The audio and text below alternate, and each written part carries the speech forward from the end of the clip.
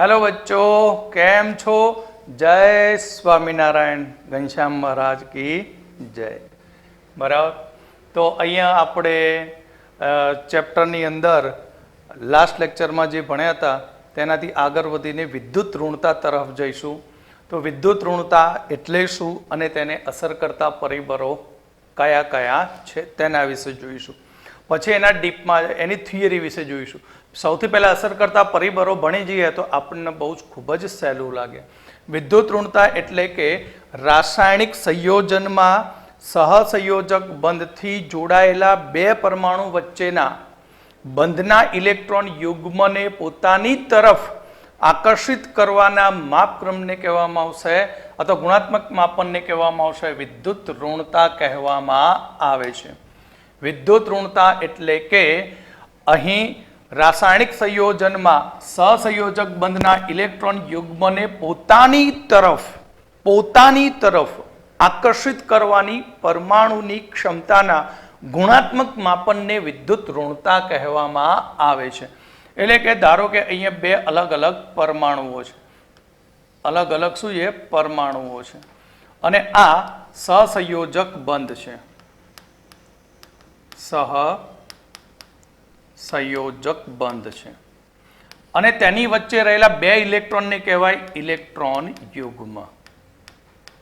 તો આ ઇલેક્ટ્રોન યુગ્મને પોતાની તરફ આકર્ષિત કરવાની વૃત્તિને ધારો કે આ બાજુ આકર્ષિત કરે અને બીજો છે એને આ દિશામાં આકર્ષિત કરે, તો આ આકર્ષિત કરવાની જે ગુણાત્મક માપનની ક્ષમતા છે તેને કહેવામાં આવે છે વિદ્યુત ઋણતા। બંધના ઇલેક્ટ્રોનને પોતાની તરફ આકર્ષવું તેને કહેવાય વિદ્યુત ઋણતા કહેવામાં આવે છે। તો સૌથી પહેલું વિદ્યુત ઋણતા ઉપર અસર કરતું પરિબળ જોઈએ। તો પ્રથમ પરિબળ છે પરમાણવીય ત્રિજ્યા। પરમાણવીય ત્રિજ્યા અને વિદ્યુત ઋણતા એકબીજા સાથે વ્યસ્ત સંબંધ ધરાવે છે।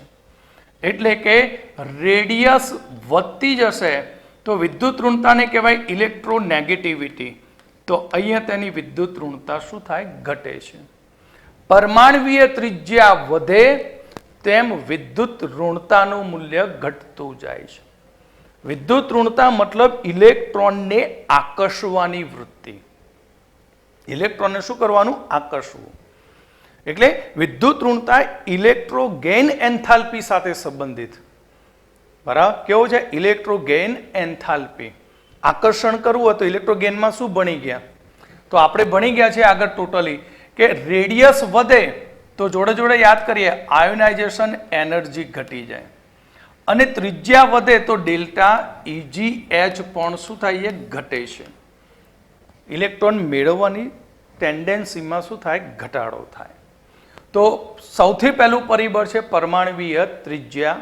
પરમાણવીય ત્રિજ્યા વિદ્યુત ઋણતા સાથે વ્યસ્ત સંબંધ ધરાવે છે।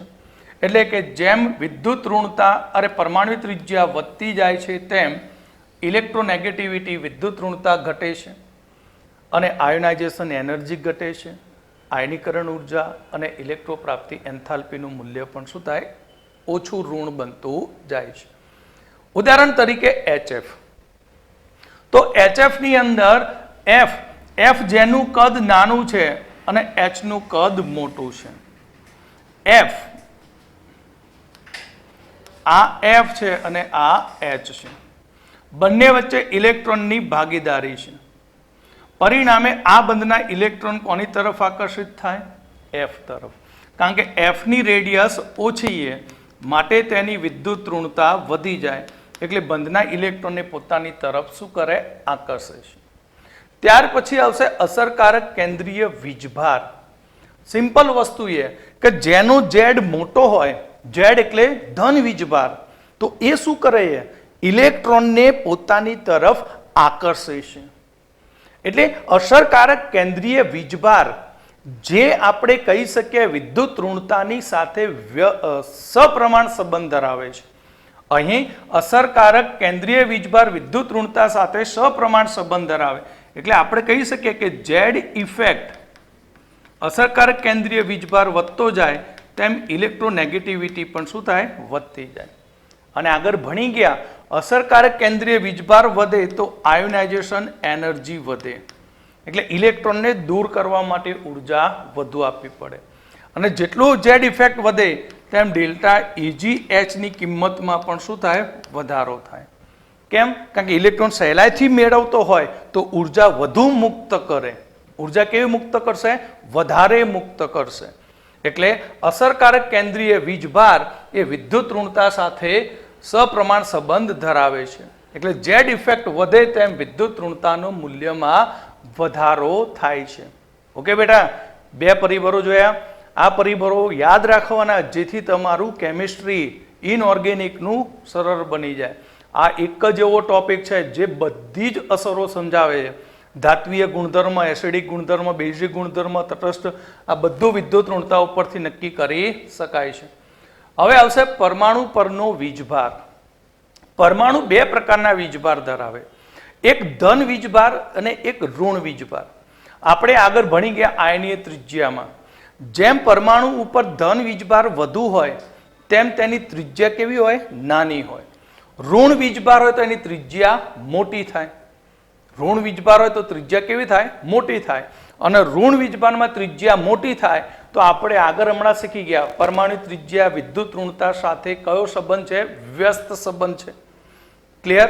એટલે કે જે પરમાણુ ઉપર ધન વીજભાર આવતો હોય, જે પરમાણુ ઉપર ધન વીજભાર હોય તેની વિદ્યુત ઋણતા વધુ હોય છે, અને જે પરમાણુ ઉપર ઋણ વીજભાર હોય છે તેની વિદ્યુત ઋણતા ઓછી હોય છે. એટલે એક્ઝામ્પલ તરીકે A+2, A+, A- અને A-2, તો સૌથી વધુ વિદ્યુત ઋણતા A2+ ની. કેમ? કારણ કે તેની ઝેડ ઇફેક્ટ સૌથી વધુ છે. ત્યાર પછી A+ અને સૌથી ઓછી A2- ની વિદ્યુત ઋણતા હોય છે. વિદ્યુત ઋણતા ઓર્ગેનિક કેમિસ્ટ્રીમાં પણ ખૂબ જ અગત્યનો ભાગ ભજવે છે. તો આ એક ઓર્ગેનિક કેમિસ્ટ્રીનો એક ટોપિક છે જેને મેં જોડે જોડે સંકળી લીધો છે. તો સંકરણ આપણે આગળ હવે પછીનું જે ચેપ્ટર આવશે, ચેપ્ટર નંબર 4 રાસાયણિક બંધન, એની અંદર આપણે જુદા જુદા પ્રકારના સંકરણો ભણીશું. sp, sp2, sp3, dsp2, d2sp3, sp3d2, d3sp3, આ બધા જુદા જુદા પ્રકારના સંકરણો ભણીશું. પણ ઓર્ગેનિક માટે તો 3 જ સંકરણ મહત્વના છે. કયા 3 સંકરણ મહત્વના? sp3, sp2 અને sp. 3 સંકરણ મહત્વના છે. sp2 મતલબ, sp3 મતલબ શું? s કક્ષક અને 3 p કક્ષકોનું સંમિશ્રણ. sp3 મતલબ એક s અને 3 p કક્ષકો. ટોટલ કેટલી કક્ષકોનું સંમિશ્રણ? 4. તો s ની ટકાવારી કેટલી થાય? તો ટકા હંમેશા 100 માં હોય, તો એના કેટલા ભાગ કરવાના? 4. તો sp3 માં s ની ટકાવારી 25% છે. ક્લિયર? ત્યાર પછી sp2 માં s ની 1 અને p ની 2, ટોટલ 3. તો 100 ભાગ્યા 3 કરો તો s ના ભાગમાં કેટલો હશે? 33.33%. sp એક s અને એક p કક્ષક, તો sp સંમિશ્રણ થયું, ટોટલ કેટલી બની? 2. કેમ? s ની 1 અને p ની 2, તો ભેગી થાય એટલે 2 બને. બરાબર? જે s અને p ની સંખ્યા ભેગી કરો એની ટોટલ સંકર કક્ષકોની સંખ્યા થાય. ડીપમાં ભણીશું, બહુ મજા આવશે આના વિશે. તો આ કેટલા ટકા થયું? s 50%. કારણ કે 2 છે અને ટોટલ 100, તો s માટે કેટલું? તો 100 ભાગ્યા 2 એટલે 50% થયું. હવે વિદ્યુત ઋણતા s ની વધુ હોય છે. કેમ? s ની ઇલેક્ટ્રોન આકર્ષવાની વૃત્તિ વધુ છે. તો કેમ? એનું રીઝન તો આગળ આપણે શીખી ગયા કે s કક્ષક કદમાં નાની છે. s કક્ષક કદમાં નાની છે અને પાછી ગોળાકાર છે અને કેન્દ્રની ફરતે છે, એટલે કેન્દ્રની નજીકની કક્ષક છે. તો ઇલેક્ટ્રોન આકર્ષવાની ટેન્ડન્સી કેવી હોય? s કક્ષકની ખૂબ જ વધુ હોય. ક્લિયર? એટલે અહીં જે સંકરણમાં s% વધુ હોય, s કેરેક્ટર વધુ હોય, s કક્ષકની લાક્ષણિકતા વધુ હોય, તેની વિદ્યુત ઋણતા સૌથી વધુ બને. તો અહીંયા સૌથી વધુ વિદ્યુત ઋણતા sp ના s ની હોય છે. સૌથી વધુ વિદ્યુત ઋણતાનો ક્રમ લખીએ તો s કેરેક્ટર, %s કેરેક્ટર, બરાબર. તો કોની અંદર વધુ? તો sp માં greater than sp2 greater than sp3. sp3 ના કાર્બનની વિદ્યુત ઋણતા સૌથી ઓછી અને sp ના કાર્બનની વિદ્યુત ઋણતા સૌથી વધુ હોય છે. એટલે તમે જાણો છો કે એસિટિલિન 10માં તમે શીખી ગયા C2H2. તો એસિટિલિનમાં કાર્બન કાર્બન વચ્ચે શું એ ત્રિબંધ હોય છે અને આ H અને આ H.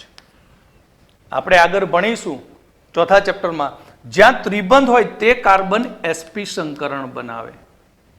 ત્રિબંધ વાળો કાર્બન sp સંકરણ ફિક્સ મગજમાં ઉતારી દેજો કે ત્રિબંધનો કાર્બન sp સંકરણ, આ પણ sp સંકરણ.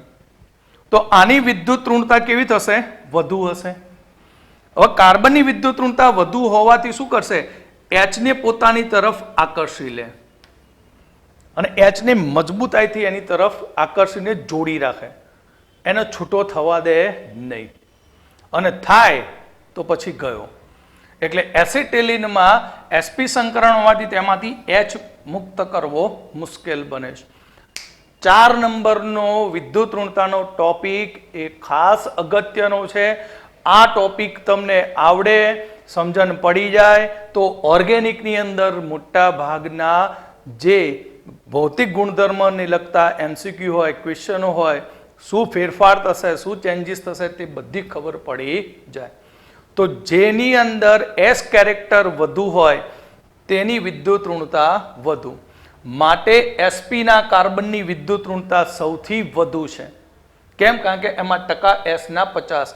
sp2 ના કાર્બનની વિદ્યુત ઋણતા 33.33% જેટલી અને sp3 ના કાર્બનની વિદ્યુત ઋણતા માત્ર 25% જેટલી જ હોય છે. ઓકે, આ તો વિદ્યુત ઋણતા પર અસર કરતા પરિબળો. હવે આપણે આવર્તની વાત કરીએ તો આવર્તમાં ડાબાથી જબા તરફ જતા વિદ્યુત ઋણતાનું મૂલ્ય વધતું જાય છે. પરિબળો ઉપરથી ડાયરેક્ટ ઉઠાવી લેવાય. તમે જાણો છો આવર્તની અંદર ડાબાથી કઈ તરફ જાઓ છો? જબા તરફ. તો આગળ આપણે ભણી ગયા ડાબાથી જબા તરફ જઈએ તો આવર્તની અંદર મુખ્ય ક્વોન્ટમાંક n ની કિંમત કેવી રહે છે? અચળ. કેવી રહે છે? અચળ. તેના કારણે Z ઇફેક્ટ વધી જાય છે. આ પણ શીખવાડ્યું. Z ઇફેક્ટ વધી જાય તો અહીંયા રેડિયસ ઘટી જાય અને રેડિયસ ઘટી જાય તો ઇલેક્ટ્રોનેગેટિવિટીનું મૂલ્ય શું થાય? વધી જાય છે. વિદ્યુત ઋણતાનું મૂલ્ય શું થાય? વધે. એટલે આવર્તમાં ડાબાથી જબા તરફ જવાથી વિદ્યુત ઋણતા રેડિયસનું મૂલ્ય ઘટે. પરમાણ્વીય ત્રિજ્યા અને પરમાણ્વીય ત્રિજ્યા ઘટવાને કારણે આપણું જે ઇલેક્ટ્રોન છે એ સંયોજકતા ઇલેક્ટ્રોન એ કેન્દ્ર તરફ વધુ આકર્ષણ ધરાવે, કેન્દ્ર તરફ પ્રબળ આકર્ષણ ધરાવે. માટે વિદ્યુત ઋણતાનું મૂલ્ય હંમેશા ડાબાથી જબા તરફ જતા એ વધતું જાય. તે પણ ક્યાં? તો આપણે લખીએ લિથિયમથી ફ્લોરિન. ઉમદા વાયુ માટે વાત કરી શકાય નહીં. ઉમદા વાયુ સંપૂર્ણ ઇલેક્ટ્રોન રચના ધરાવે, માટે તેમાં ઇલેક્ટ્રોન આકર્ષણ જેવું કશું હોતું નથી. ઓકે, તો આવર્તમાં ડાબાથી જબા તરફ જતા વિદ્યુત ઋણતાનું મૂલ્ય વધતું જાય છે. કેમ વધે છે? એનું કારણ આપણે દરેક ટોપિક આયનીકરણ, એન્થાલ્પી, પછી ઇલેક્ટ્રોન બંધુતા બધામાં ઇલેક્ટ્રોન રચના લખીને શીખ્યા છીએ કે આપણે જોયું હતું કે આવર્તમાં મુખ્ય ક્વોન્ટમાંક n બદલાતો નથી, એ તો એમના એમ જ રહે છે. પણ Z ઇફેક્ટમાં વધારો થતો જાય છે, જેના કારણે રેડિયસ ઘટે છે અને પરમાણુ ત્રિજ્યા ઘટવાને કારણે ઇલેક્ટ્રોન પ્રત્યેનું આકર્ષણ બળ વધી જાય, એટલે વિદ્યુત ઋણતાનું મૂલ્ય વધતું હોય. મેં શોર્ટમાં EN લખ્યું છે, ઇલેક્ટ્રોનેગેટિવિટી. તો આવર્તમાં પરમાણુ ત્રિજ્યા ઘટવાની સાથે સાથે બાહ્ય કક્ષાના ઇલેક્ટ્રોન અને કેન્દ્ર વચ્ચેનું આકર્ષણ બળ વધે, માટે વિદ્યુત ઋણતાનું મૂલ્ય શું થાય? વધતું જાય છે. તો તમારે અહીંયા યાદ રાખવાનું છે. તો અહીંયા જે વિદ્યુત ઋણતાઓ છે એ વિદ્યુત ઋણતાના મૂલ્યો એ જુદા જુદા માપક્રમ દ્વારા નક્કી કરવામાં આવેલા છે. કયા માપક્રમ દ્વારા નક્કી થયા તે આપણે આગળ જોઈશું. તો સૌથી વિદ્યુત ઋણતાની વાત કરીએ તો લિથિયમની વિદ્યુત ઋણતા 1 એકમ તરીકે સ્વીકારવામાં આવી છે. પાછળ જતા પૌલિંગ નામના વૈજ્ઞાનિક આવ્યા, તેમને ફ્લોરિનની વિદ્યુત ઋણતા સ્વીકારી 4 એકમ. ફ્લોરિનની વિદ્યુત ઋણતા કેટલી સ્વીકારી? 4 એકમ. તો અહીંયા lithium, beryllium, boron, carbon, nitrogen, oxygen, fluorine તરફ જતા વિદ્યુત ઋણતાના મૂલ્યમાં ક્રમશઃ વધારો થાય. એ પણ સિમ્પલ છે, યાદ રહી જાય. 0.5 વધારતા જાઓ. 1 1.5, 2 2.5, નાઇટ્રોજન 3, ઓક્સિજન 3.5 અને ફ્લોરિન 4. એ જ પ્રમાણે આપણે ત્રીજો આવર્ત સોડિયમથી શરૂ કરીને ક્લોરિન તરફ જઈએ તો વિદ્યુત ઋણતાનું મૂલ્ય વધતું જાય છે. એનું રીઝન એક જ, રેડિયસ શું થાય? ઘટે છે. તો સોડિયમની વિદ્યુત ઋણતા છે 0.9. તો તમે જોઈ શકો 0.3 ઉમેરતા ગયા ફક્ત આના સિવાય. બાકી બધામાં શું કર્યું? પાછળના બે સિવાય બાકીનામાં 0.3 ઉમેર્યા. 0.9માં 0.3 ઉમેરો 1.2, 1.2માં 0.3 ઉમેરો 1.5, 1.5માં 0.3 ઉમેરો 1.8, પછી સીધું 4. તો અરે 3 ઉમેર્યા તો 2.1, પછી 4 અને પછી 5. Okay, clear? આ હતું આપણી આવર્તમાં વિદ્યુત ઋણતા. ઓકે, હવે આવશે સમૂહમાં. સમૂહમાં ઉપરથી નીચેની તરફ જતા વિદ્યુત ઋણતાનું મૂલ્ય વધતું, વિદ્યુત ઋણતાનું મૂલ્ય ઘટે છે. સમૂહમાં ઉપરથી નીચેની તરફ જતા વિદ્યુત ઋણતાનું મૂલ્ય શું થાય? ઘટે છે. કેમ ઘટતું જાય? તો તમે કોઈ પણ સમૂહ લઈ લો, સમૂહ 1 લો અથવા સમૂહ 17 લઈ લો. તો એનું કારણ છે સમૂહમાં ઉપરથી નીચેની તરફ જતા, એટલે top to bottom, top to bottom તરફ જઈએ તો ટોપ ટુ બોટમ તરફ જતા n મુખ્ય ક્વોન્ટમાંક વધે છે. એટલે આ કેન્દ્ર છે, કેન્દ્રની ફરતે પહેલી કક્ષા, બીજી કક્ષા, ત્રીજી કક્ષા, આ રીતે n ની કિંમતમાં સતત શું થતો જાય? વધારો. હવે n વધે તો રેડિયસ વધે, અને રેડિયસ વધે તો સાથે સાથે અહીંયા આપણે જાણીએ છીએ કઈ અસર વધતી જાય? શિલ્ડિંગ અસર વધતી જાય.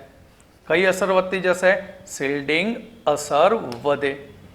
શિલ્ડિંગ, આંતરિક કોષની શિલ્ડિંગ અસર વધે. શિલ્ડિંગ અસર વધે તો શું થશે? સીધો Z ઇફેક્ટ ડાઉન આવે. અસરકારક કેન્દ્રીય વીજભાર ઘટે તો ઇલેક્ટ્રોનેગેટિવિટી પણ ઘટે. એટલે રેડિયસ સમૂહમાં વધતી હોવાને કારણે ઇલેક્ટ્રોનનું કેન્દ્રથી અંતર વધતું જાય છે, માટે વિદ્યુત ઋણતાના મૂલ્યમાં સતત ઘટાડો થાય છે.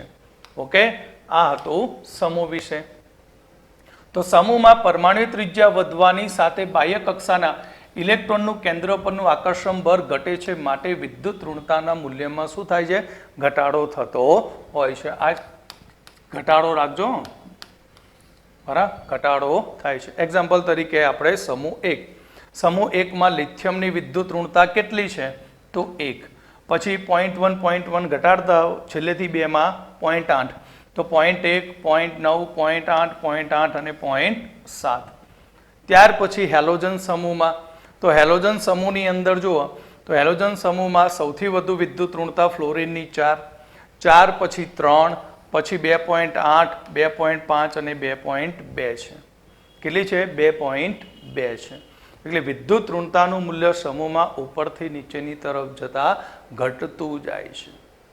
ઓકે, તો MCQમાં પૂછે આવર્ત કોષ્ટકમાં કયા સેકન્ડ તત્વની વિદ્યુત ઋણતા વધુ હશે? આવર્ત કોષ્ટકમાં સૌથી વધુ વિદ્યુત ઋણતા કોની? ફ્લોરિનની. ક્લિયર? તો સેકન્ડ નંબરે કોણ છે?